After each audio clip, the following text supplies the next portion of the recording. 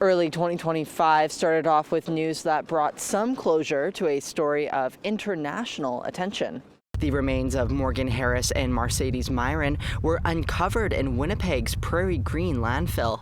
The discovery came roughly 3 months after the physical landfill search began in December 2024 and almost 3 years after they were murdered. Mercedes Myron and Morgan Harris are coming home.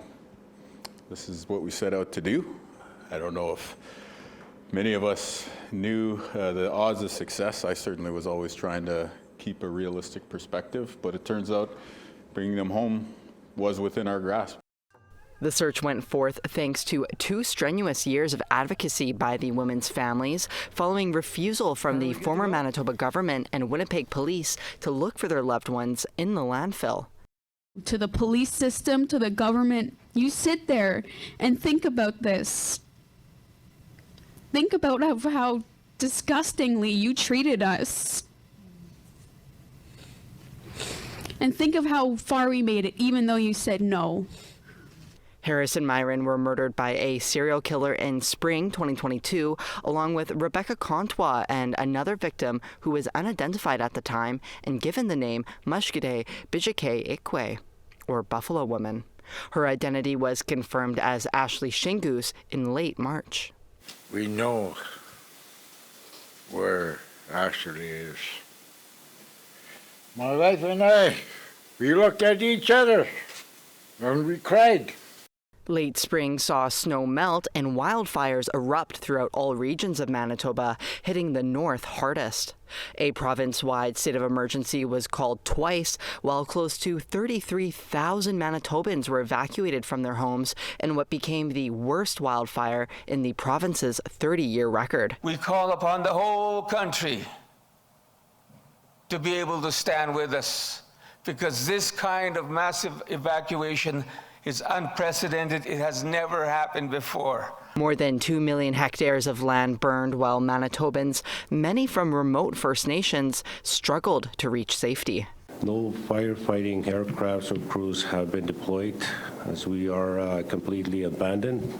Most evacuees are home now, but say they are still experiencing negative health effects and housing issues from the wildfires. A provincial minister's hot mic scandal saw accessibility rights take center stage in the summer. Nahanni Fontaine, the minister responsible for accessibility, was caught making disparaging remarks about an American Sign Language interpreter and removing her from the stage at a government-hosted event. It was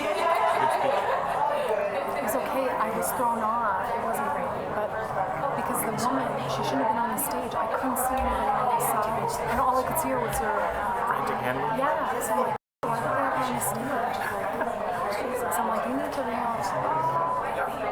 Members of the deaf and hard of hearing community condemned the action, calling for an apology and some for Fontaine's removal from the role. Indigenous people, we face racism, discrimination, barriers every day. Deaf people experience autism and discrimination every day.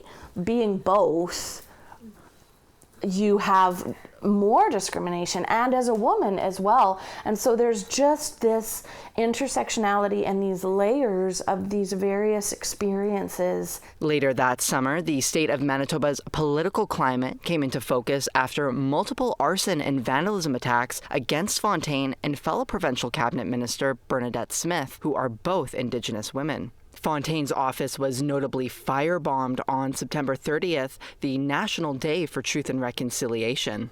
It's not something that's just over in a couple of days. This is something that we're going to carry with us for the rest of our lives. In late November, the suspected arsonist, Jesse Wheatland, was caught shortly after allegedly setting fire to an addictions treatment center. Police have not released his motive. 2025 ended off similar to how it began, looking for First Nations women in a landfill. On December 1st, the province, city, and Winnipeg police came together to search for Ashley Shingus's remains in the Brady Road landfill. I just told her parents, I hope you feel that this is the value and the respect and the dignity that we hold for your daughter. and I hope we're able to bring her home and bring her home soon. The search began a year after the start of the Prairie Green landfill search for Harris and Myron, but this time without requiring a feasibility study to see if it was possible. Leftover funds from that search will be used for locating Shingoose and then also Tanya Niepanak's remains, who went missing in 2011. We're eager to bring you updates on all these stories as they progress in the new year and strive to remain your trusted Indigenous news source in 2026. Jonsa, APTN National News, Winnipeg.